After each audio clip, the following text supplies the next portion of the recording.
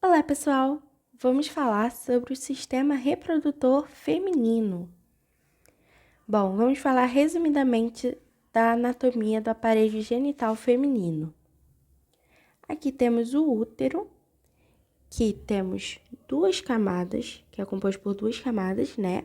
O miométrio, que vai ser formado por músculo liso e tecido conjuntivo, e o endométrio, que é formado por tecido epitelial e glândulas uterinas, que é o que vai ser descamado, né, na hora da menstruação.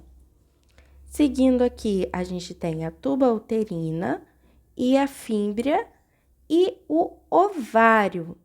O ovário é a gônada feminina responsável pela produção dos ovócitos, que é o gameta feminino, e a produção dos hormônios, né? Progesterona e estrogênio.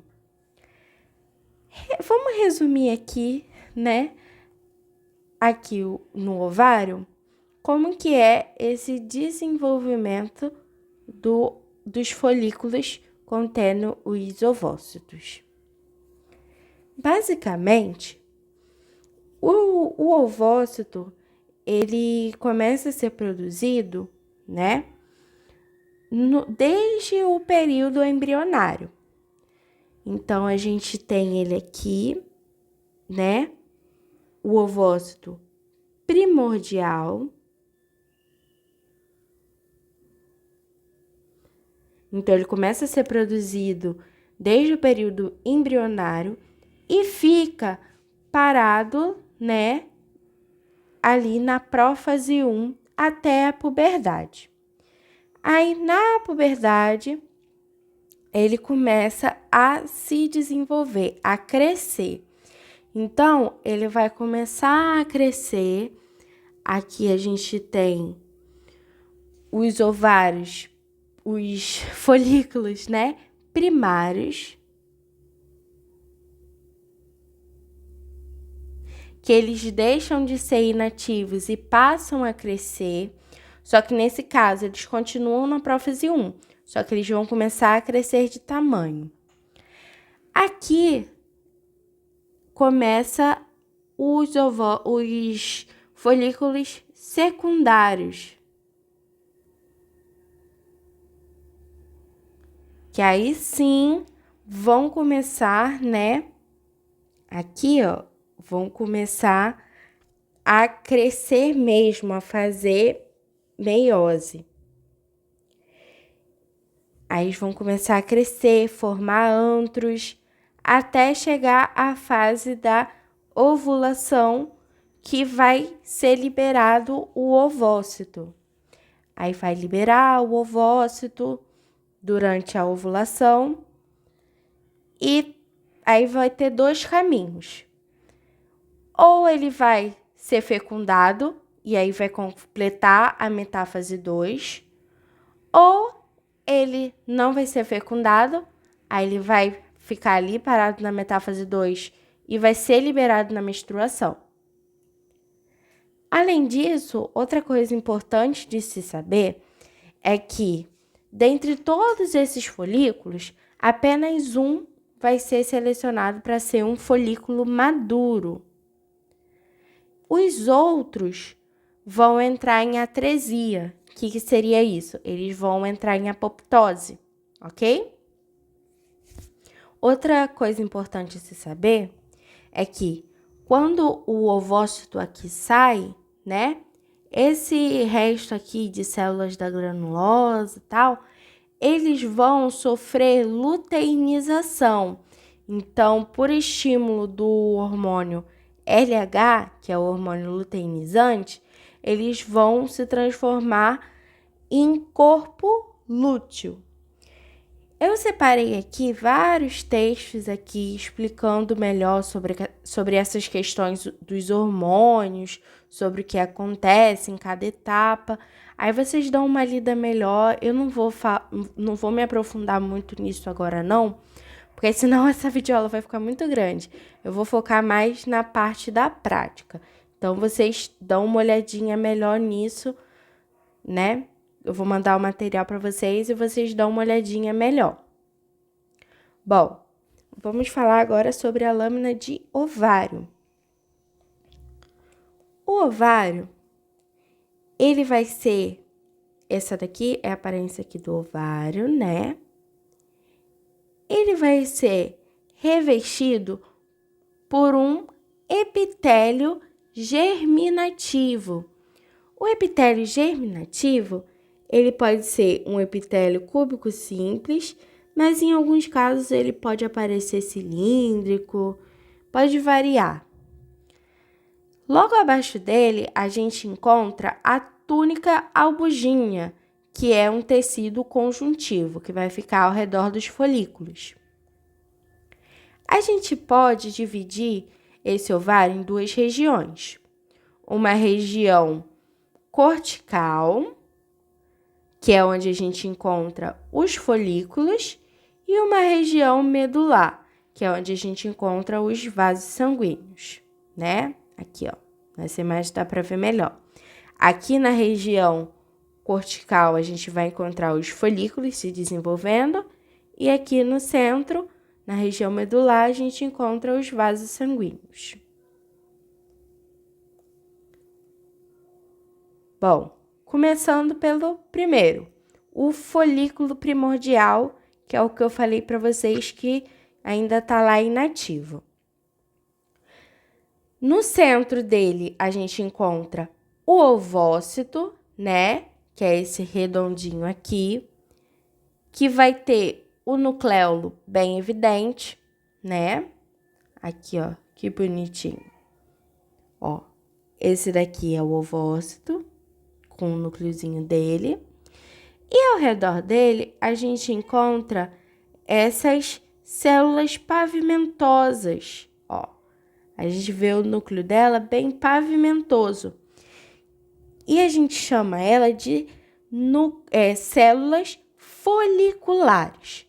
Então, no folículo primordial, a gente encontra o ovócito envolto por essas células foliculares que vão ser pavimentosas simples.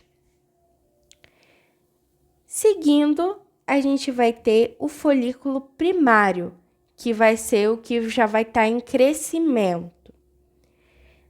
No folículo primário, a diferença do folículo primário para o primordial é que as células pavimentosas vão deixar de ser pavimentosas e vai virar cúbica. Então, aqui, ó, a gente vê que ficou cúbica. Então, a gente tem o ovócito, né? E as células foliculares cúbicas, ok?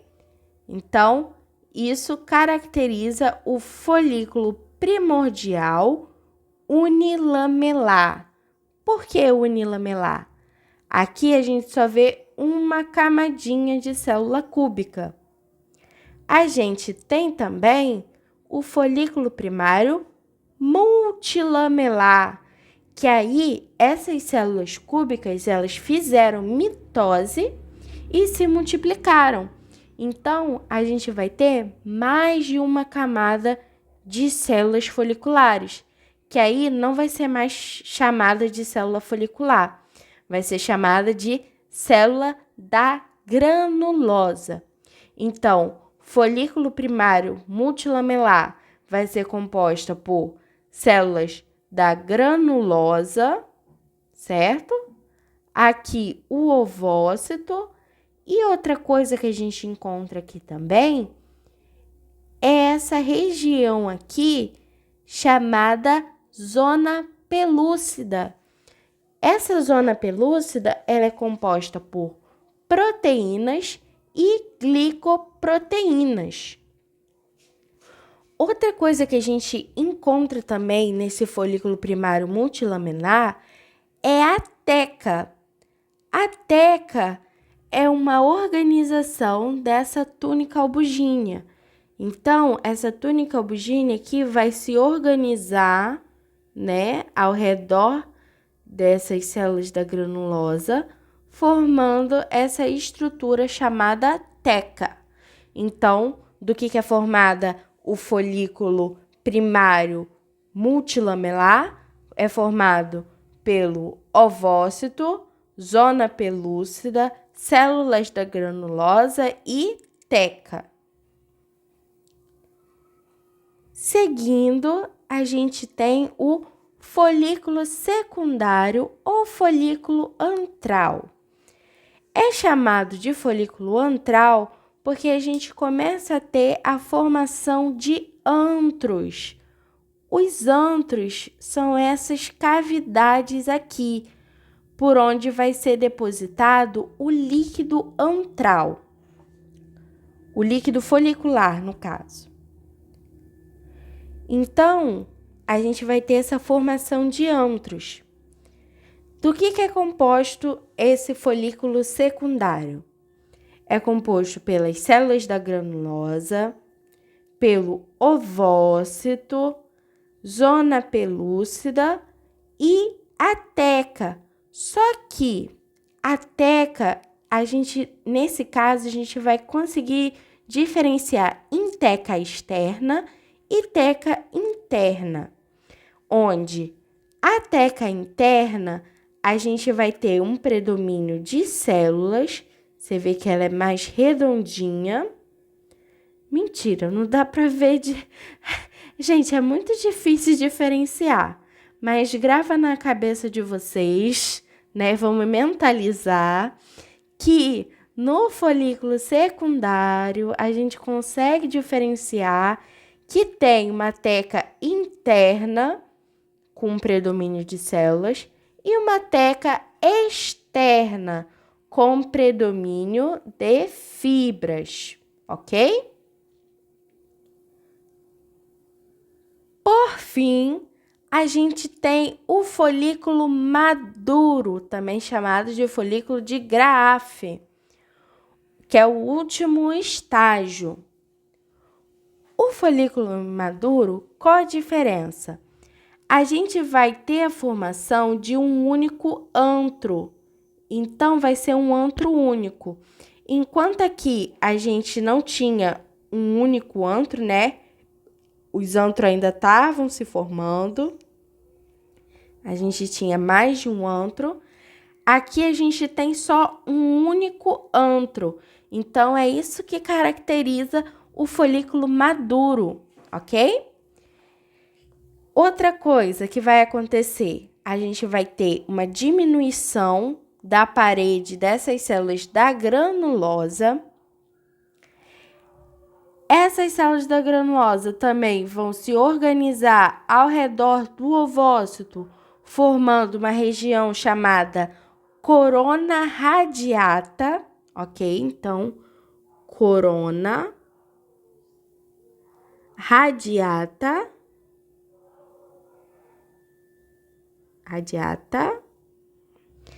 E além disso, ligando, né, o ovócito à parede, né, das células da granulosa, a gente vai ter essa regiãozinha aqui chamada cúmulos oporos, não sei como se pronuncia, gente, me perdoa. Cúmulos oporos, é esse aí, entendeu? É esse aí. Gente, me perdoa, eu pronunciando coisas, eu sou péssima, mas é esse cúmulos aí, ok? É ele que vai ligar o ovócito à parede da granulosa. Então, basicamente, o folículo maduro é composto por um único antro, ovócito, zona pelúcida, corona radiata, cúmulos ovoros, células da granulosa, teca interna e teca externa, ok? Aí, quando chegar o momento da ovulação, o que vai acontecer? Vai ter muito líquido ali nesse antro, aí vai criar muita pressão e vai acontecer um rompimento. Aí, o que vai acontecer? Vai sair, ó. Vai sair isso daqui, ó. Esse complexo formado, né, pela corona radiata, zona pelúcida e pelo ovócito. Aí vai sair, né, e vai seguir lá o caminho das tubas uterinas, né, para o útero, ok?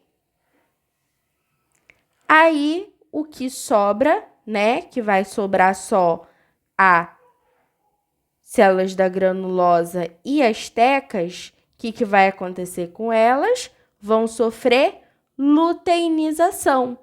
Então, por ação, por estímulo, né, do hormônio luteinizante, elas vão sofrer luteinização e vão se transformar em corpo lúteo, que é essa regiãozinha aqui. Aí lembra que eu falei para vocês que só é selecionado um para ser um folículo maduro entre todos, mas pode acontecer algumas exceções, né? Em alguns casos pode ser 2 selecionados e algumas exceções.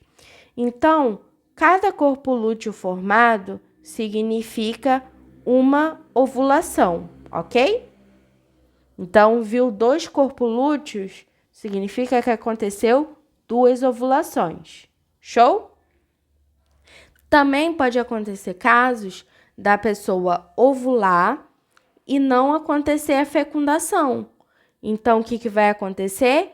Esse ovócito, né, liberado, vai ser liberado na menstruação. Show? Depois, outra coisa importante. Esse corpo lúteo, ele vai ser importante porque ele vai realizar a produção de progesterona, que a gente vai ver a importância dele depois no útero. E eles são temporários. Depois eles vão se degenerar e vai formar uma cicatriz, que é denominada corpo albicans. Olha lá, eu falei errado lá no início. É corpo albicans, que é essa cicatrizinha aqui, ó. Show? Agora vamos para o útero. O útero vai ter 3 fases. A fase proliferativa, fase secretora e a fase menstrual. A fase proliferativa, ela vai ser a fase de reposição do endométrio. Por quê? Durante o ciclo menstrual, o endométrio vai ser liberado na menstruação. Então, vai haver a descamação do endométrio. Então, essa partezinha aqui, ó, vai ser liberada. Então, por estímulo do estrogênio, o hormônio estrogênio, ele vai estimular a proliferação do endométrio para fazer ele crescer novamente, para voltar a crescer. Então, nessa fase proliferativa, ele vai ser mais retinho. Uma coisa que eu esqueci de mencionar é que durante o crescimento dos folículos vai ser liberado o estrogênio, ok? Então, viu aqui as glândulas, né, retinhas? Ó, tá vendo que elas estão bem retinhas? Vai ser fase proliferativa, ok? Então, o útero formado pelo endométrio, que vai ser a parte que vai ser liberada durante a menstruação, e o miométrio. Agora, a fase secretora. A fase secretora é a fase de recebimento do endométrio. Então, é a fase que o útero vai se preparar, né, para receber lá o zigoto, né? É a fase que vai receber lá o zigoto. E se não receber o zigoto, vai acontecer o quê? Vai descamar, né? Vai liberar esse endométrio e vai voltar para a fase proliferativa de liberar estrogênio e crescer tudo de novo. Então, Na fase secretora, eu vou ter a liberação de progesterona. Então, o corpo lúteo, lembra que eu falei que o corpo lúteo, ele libera progesterona? Então, o corpo lúteo vai estar lá liberando progesterona. Para quê? Para preparar o útero para receber lá o zigoto. E lembrem-se que o corpo lúteo significa o quê? Que aconteceu uma ovulação, uma liberação de ovócito. Show? E o que caracteriza que o útero está na fase secretora? As glândulas vão estar onduladinhas. Olha aqui como as glândulas estão bem onduladinhas. Então, na fase secretora, as glândulas uterinas do endométrio vão estar onduladas. E se não tiver a implementação do zigoto, inicia a fase menstrual e volta-se à fase proliferativa. Show de bola? Então é isso, pessoal.